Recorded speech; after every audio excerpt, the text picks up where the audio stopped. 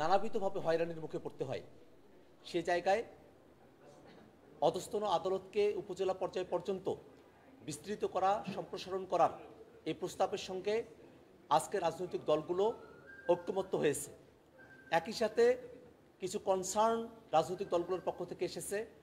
আমরা জাতীয় নাগরিক পার্টির পক্ষ থেকে বলেছি যে যেই উপজেলাগুলো জেলা সদরের খুবই কাছাকাছি, সেই উপজেলাগুলো একটা নির্দিষ্ট সীমানার মধ্যে এবং সেখানকার জনগণের ঘনত্ব বিবেচনা করে, সেখানকার যোগাযোগ ব্যবস্থা, অর্থনৈতিক অবস্থা, মামলার চাপ, এই বিষয়গুলোকে বিবেচনায় করে পর্যায়ক্রমে সেগুলোতে স্থায়ী অধস্তন আদালত করা যেতে পারে। আর যেসব স্থানে চৌকি আদালতগুলো বর্তমানে কার্যকর রয়েছে, সেই স্থানগুলোতে চৌকি আদালতের পরিবর্তে সেখানে যেন স্থায়ী অধস্তন আদালত নির্মাণ করা হয়। এবং চৌকি আদালতগুলোতে এখন পর্যন্ত খুব ভালো অবকাঠামো নেই, সেখানে বন্দীদেরকে রাখার মতো ভালো ব্যবস্থাপনা নেই।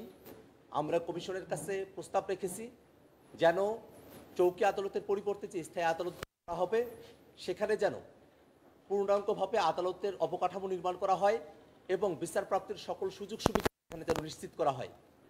একই সাথে অধস্তন আদালতের এই কার্যক্রমের সাথে যেন পর্যাপ্ত সংখ্যক বিচারক নিয়োগপ্রাপ্ত হন, যেন মামলা জটের ক্ষেত্রে একটা সহজ সমাধানের ক্ষেত্রে আমরা আগাতে পারি, সেই বিষয়ে আমরা পরামর্শ এখানে উপস্থাপন করেছি। যে লিগ্যাল এইড কার্যক্রমের কথা বলা হয়েছে, সেটা জেলা পর্যায় পর্যন্ত রয়েছে এবং খুবই সামান্য পরিমাণে সেটা কাজ করে থাকে। তো এই লিগ্যাল এইড কার্যক্রমকে যেন উপজেলা পর্যায় পর্যন্ত বিস্তৃত করা হয় এবং কার্যকরভাবে লিগ্যাল এইড প্রদান করা হয়, সে ব্যাপারে আমরা প্রস্তাব উত্থাপন করেছি। আর একটা বিষয়ে আজকে আলোচনা হয়েছে, জরুরি অবস্থা বিষয়ে। মোটা দাগে রাজনৈতিক দলগুলো বর্তমানে সংবিধানের 141 অনুচ্ছেদে জরুরি অবস্থার যে বর্ণনার কথা সেখানে বলা হয়েছে, সেটাকে সংশোধনের পক্ষে একমত হয়েছে। কিন্তু সেই সংশোধনী কীরকমভাবে হতে পারে তার ব্যাপারে মোটা দাগে এখানে ঐক্যমত্য আজ হয় নাই।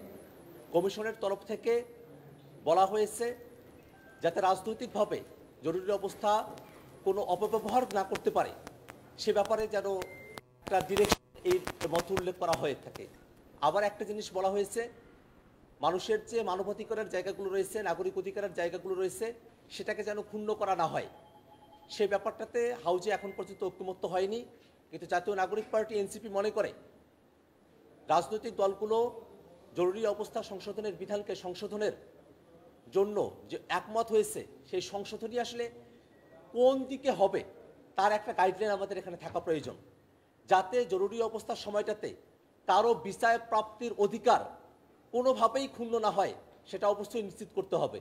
একই সাথে মৌলিক অধিকারগুলোর ক্ষেত্রে, মানবাধিকারগুলোর ক্ষেত্রে কোন কোন মানবাধিকারকে অবশ্যই জরুরি অবস্থার সময়টাতেও কার্যকর রাখতে হবে, সে ব্যাপারটা নিয়ে আমাদের মধ্যে আরও বিস্তারিত আলোচনা হওয়া প্রয়োজন বলে আমরা মনে করি।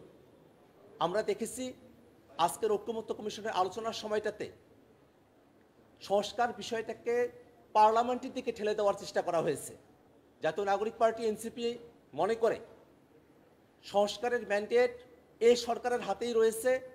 আমরা যারা ঐক্যমত্য কমিশনে বসছি, জনগণের প্রতিনিধিত্ব করছি, আমরা সংস্কারের বিষয়ে সিদ্ধান্ত গ্রহণ করবার অধিকার রাখি। পরবর্তী সংসদের কাছে সংস্কারের কার্যভারকে ছেড়ে দেওয়ার আমরা পক্ষপাতী নই। অবশ্যই জুলাই সনদকে নিছক একটি ডকুমেন্ট হিসেবে, নিছক একটি দলিল হিসেবে উপস্থাপন করার যে চিন্তা অনেকের মধ্যে প্রকাশিত হয়েছে, আমরা তার বিপক্ষে অবস্থান করি।